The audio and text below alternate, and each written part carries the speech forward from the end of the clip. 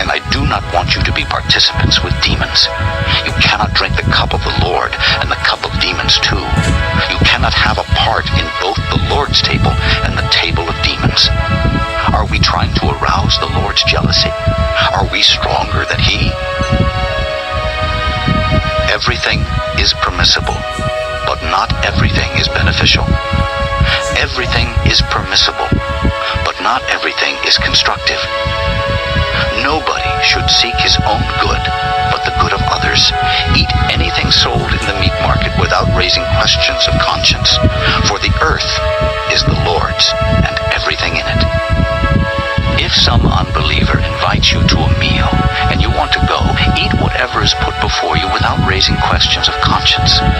But if anyone says to you, "This has been offered in sacrifice," then do not eat it, both for the sake of the man who told you and for conscience sake. The other man's conscience, I mean, not yours. For why should my freedom be judged by another's conscience? If I take part in the meal with thankfulness, why am I denounced because of something I thank God for? So whether you eat or drink or whatever you do it all for the glory of God. Do not cause anyone to stumble, whether Jews, Greeks, or the Church of God, even as I try to please everybody in every way, for I am not seeking my own good, but the good of many, so that they may be saved. Chapter 10. For I do not want you to be ignorant of the fact, brothers, that our forefathers were all under the cloud, and that they all passed through the sea. They were all baptized into Moses in the cloud and in the sea. They all ate the same spiritual food and drank the same spiritual drink, for they drank from the spiritual rock that accompanied them, and that rock was Christ. Nevertheless, God was not pleased with most of them. Their bodies were scattered over the desert. Now these things occurred as examples, to keep us from setting our hearts on evil things as they did. Do not be idolaters, as some of them were. As it is written, the people sat down to eat and drink, and got up to indulge in pagan revelry. We should not commit sexual immorality, as some of them did, and in one day 23,000 of them died. We should not test the Lord, as some of them did, and were killed by snakes. And do not grumble, as some of them did, and were killed by the destroying angel. These things happened to them as examples, and were written down as warnings for us, on whom the fulfillment of the ages has come. So if you think you are standing firm, be careful that you don't fall. No temptation has seized you except what is common to man, and God is faithful. He will not let you be tempted beyond what you can bear. But when you are tempted, He will also provide a way out, so that you can stand up under it. Therefore, my dear friends, flee from idolatry. I speak to sensible people. Judge for yourselves what I say. Is not the cup of thanksgiving for which we give thanks a participation in the blood of Christ? And is not the bread that we break a participation in the body of Christ? Because there is one loaf, we who are many are one body, for we all partake of the one loaf. Consider the people of Israel. Do not those who eat the sacrifices participate in the altar? Do I mean then that a sacrifice offered to an idol is anything, or that an idol is anything? No, but the sacrifices of pagans are offered to demons, not to God, and I do not want you to be participants with demons. You cannot drink the cup of the Lord and the cup of demons too. You cannot have a part in both the Lord's table and the table of demons. Are we trying to arouse the Lord's jealousy? Are we stronger than He? Everything is permissible, but not everything is beneficial. Everything is permissible, but not everything is constructive. Nobody should seek his own good, but the good of others. Eat anything sold in the meat market without raising questions of conscience, for the earth is the Lord's and everything in it. If some unbeliever invites you to a meal and you want to go, eat whatever is put before you without raising questions of conscience. But if anyone says to you, "This has been offered in sacrifice," then do not eat it, both for the sake of the man who told you and for conscience sake. The other man's conscience, I mean, not yours. For why should my freedom be judged by another's conscience? If I take part in the meal with thankfulness, why am I denounced because of something I thank God for? So whether you eat or drink or whatever you do it all for the glory of God. Do not cause anyone to stumble, whether Jews, Greeks, or the church of God, even as I try to please everybody in every way, for I am not seeking my own good, but the good of many, so that they may be saved.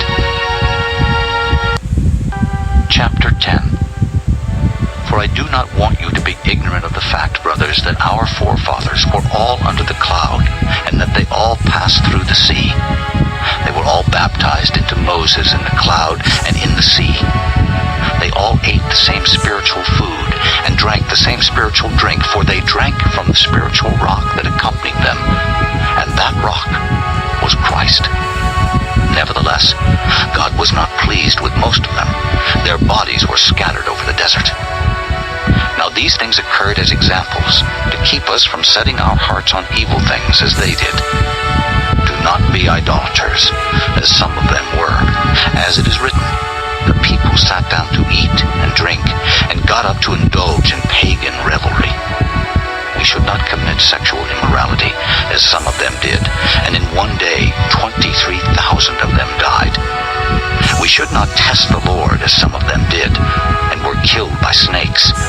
And do not grumble, as some of them did, and were killed by the destroying angel. These things happened to them as examples, and were written down as warnings for us, on whom the fulfillment of the ages has come. So if you think you are standing firm, be careful that you don't fall. No temptation has seized you except what is common to man, and God is faithful. He will not let you be tempted beyond what you can bear. But when you are tempted, He will also provide a way out, so that you can stand up under it. Therefore, my dear friends, flee from idolatry. I speak to sensible people. Judge for yourselves what I say. Is not the cup of thanksgiving for which we give thanks a participation in the blood of Christ? And is not the bread that we break a participation in the body of Christ? Because there is one loaf, we who are many are one body, for we all partake of the one loaf. Consider the people of Israel. Do not those who eat the sacrifices participate in the altar? Do I mean then that a sacrifice offered to an idol is anything, or that an idol is anything? No, but the sacrifices of pagans are offered to demons, not to God, and I do not want you to be participants with demons. You cannot drink the cup of the Lord and the cup of demons too. You cannot have a part in both the Lord's table and the table of demons. Are we trying to arouse the Lord's jealousy? Are we stronger than He? Everything is permissible, but not everything is beneficial. Everything is permissible, but not everything is constructive. Nobody should seek his own good, but the good of others.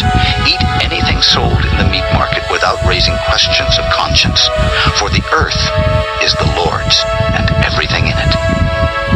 If some unbeliever invites you to a meal, and you want to go, eat whatever is put before you without raising questions of conscience. But if anyone says to you, "This has been offered in sacrifice," then do not eat it, both for the sake of the man who told you, and for conscience sake. The other man's conscience, I mean, not yours. For why should my freedom be judged by another's conscience? If I take part in the meal with thankfulness, why am I denounced because of something I thank God for? So whether you eat or drink or whatever you do it all for the glory of God. Do not cause anyone to stumble, whether Jews, Greeks, or the church of God, even as I try to please everybody in every way, for I am not seeking my own good, but the good of many, so that they may be saved. Chapter 10. For I do not want you to be ignorant of the fact, brothers, that our forefathers were all under the cloud, and that they all passed through the sea. They were all baptized into Moses in the cloud and in the sea. They all ate the same spiritual food and drank the same spiritual drink, for they drank from the spiritual rock that accompanied them, and that rock was Christ. Nevertheless, God was not pleased with most of them. Their bodies were scattered over the desert. Now these things occurred as examples, to keep us from setting our hearts on evil things as they did. Do not be idolaters, as some of them were. As it is written, the people sat down to eat and drink, and got up to indulge in pagan revelry. We should not commit sexual immorality, as some of them did, and in one day 23,000 of them died. We should not test the Lord, as some of them did, and were killed by snakes. And do not grumble, as some of them did, and were killed by the destroying angel. These things happened to them as examples, and were written down as warnings for us, on whom the fulfillment of the ages has come. So if you think you are standing firm, be careful that you don't fall. No temptation has seized you except what is common to man, and God is faithful. He will not let you be tempted beyond what you can bear. But when you are tempted, He will also provide a way out, so that you can stand up under it. Therefore, my dear friends, flee from idolatry. I speak to sensible people. Judge for yourselves what I say. Is not the cup of thanksgiving for which we give thanks a participation in the blood of Christ? And is not the bread that we break a participation in the body of Christ? Because there is one loaf, we who are many are one body, for we all partake of the one loaf. Consider the people of Israel. Do not those who eat the sacrifices participate in the altar? Do I mean then that a sacrifice offered to an idol is anything, or that an idol is anything? No, but the sacrifices of pagans are offered to demons, not to God, and I do not want you to be participants with demons. You cannot drink the cup of the Lord and the cup of demons too. You cannot have a part in both the Lord's table and the table of demons. Are we trying to arouse the Lord's jealousy? Are we stronger than He? Everything is permissible, but not everything is beneficial. Everything is permissible, but not everything is constructive. Nobody should seek his own good, but the good of others. Eat anything sold in the meat market without raising questions of conscience, for the earth is the Lord's, and everything in it. If some unbeliever invites you to a meal, and you want to go, eat whatever is put before you without raising questions of conscience.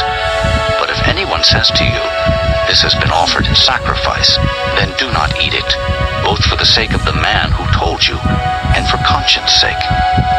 The other man's conscience, I mean, not yours.